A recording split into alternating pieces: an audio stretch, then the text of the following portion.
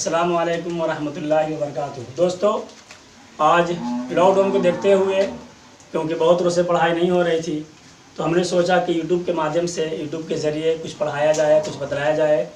तो ख़ास कर ये अभी तो मैं बेसिकली उर्दू ग्रामर स्टार्ट कर रहा हूँ, शुरू कर रहा हूँ। इसके बाद हम लोग 10th के बुक से भी सवाल व जवाब करेंगे, 12th का पढ़ेंगे ग्रामर। वो किसी भी कंपटीशन में, किसी भी चीज़ की वो तैयारी कर रहे हों तो वो हमारे चैनल से जुड़ सकते हैं, पेड ग्रुप में जुड़ सकते हैं। जुड़ने के लिए मैं आखिर में अपना नंबर दे दूंगा, उससे आप संपर्क कर लीजिएगा, रब्ता कर लीजिएगा। चलिए हम लोग शुरू करते हैं आज, बाकी फिर बात तो होती ही रहेगी। आज हम लोग उर्दू ग्रामर पढ़ेंगे, यानी उर्दू कवायद, जिसे हम ग्रामर कहते हैं।